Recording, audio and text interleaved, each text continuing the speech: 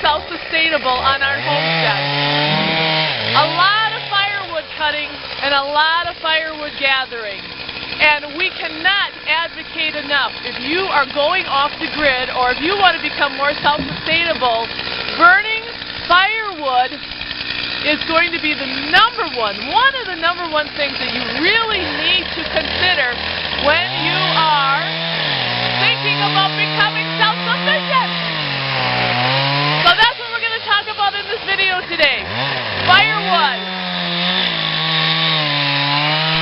So the first thing I want to address for you newbies is what type of wood should you be burning? What type of wood should you be gathering?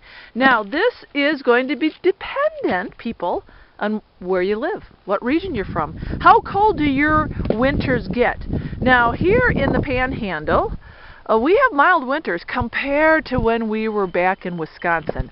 Now, we gather an abundance of different types of woods. Out here, larch is the hardwood. Where you may be living, maple may be the accessible wood. Oak may be the accessible wood, the hardwood. The softwoods that are out here for us are popple. We have birch. Now, we don't overlook any type of wood. If we have a down tree that is a popple or a pine, say, we snatch it up. Now, this is the thing with the hardwoods versus the softwoods. The softwoods will burn really hot, really fast. They'll get the heat going right away.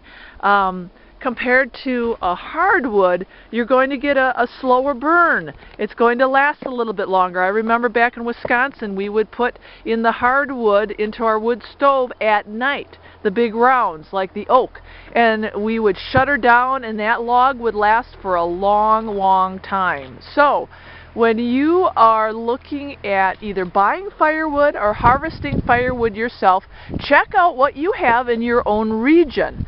Compare the hardwoods to the softwoods. The next thing is, when should you harvest your wood? Really looking for a particular season. Early spring and late fall really are the best times to get out in the woods and cut. If you think about the spring, the grass is still kind of matted down and the buds are just coming out in the trees. In the fall, the leaves are off the trees, the grasses are dying. It's a very, very friendly harvesting time to be out in the woods. It's not 100 degrees with all the bugs like in the heat of summer. So early spring and late fall. The other thing is, and this really is for you newbies, when you go out and harvest a tree, and my husband does this in the early spring, just remember, freshly cut trees are 45% water. So that tree needs to be seasoned. I think a lot of people, if you're new to cutting wood, may think that, oh, I'll just go cut a tree and then I'm going to get some firewood and I'm going to burn it that winter.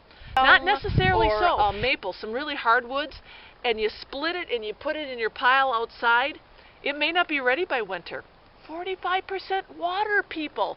So it takes some time to season hardwood. It could even take up to a whole year. I mean, really. So really think about the type of woods that you are harvesting and seasoning, giving it some proper season and the next thing that we have to address is, how are you going to store your wood? So important, people.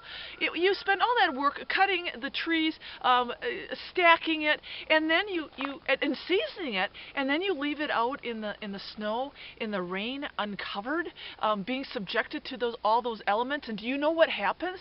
Wood can reabsorb the water and basically become useless. You can ruin your wood, so don't ruin your wood.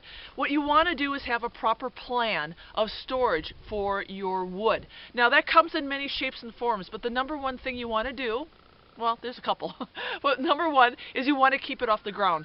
My husband actually, and I'll show you what we got over here. So the cheapest and most economical way that we keep our wood off the ground is pallets. We love pallets because you can go to the recycling center, you can go to the dump, you can find these things just about anywhere. They're scrap wood.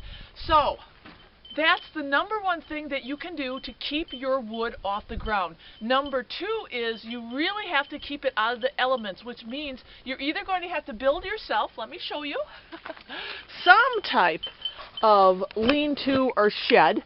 And if you look at our shed here, this is actually built It was a really cool idea. My husband, we have the cargo containers here. He took that whole front half and built a really great little roof lean-to system here, and we stacked this very deeply here. The great thing, and you can see how far it spans, people.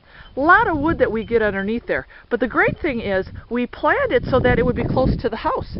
So think about if you are building something that is more permanent to store your wood, you really want it close to the house. Tarps is going to be your easiest and most cheapest or economical way to store your wood safely out of the elements. And we're not fancy here in the homestead. We've got some really thick, this is a heavy duty, heavy mill tarp that we're going to put over actually this huge pile that my husband just cut this week. We've also gone to Home Depot and used the good old-fashioned cheap tarps. And believe it or not, even on our wood pile, we have used Tyvek. And here's a piece of Tyvek right here. It all works. The bottom line is it just needs to be covered and out of the elements.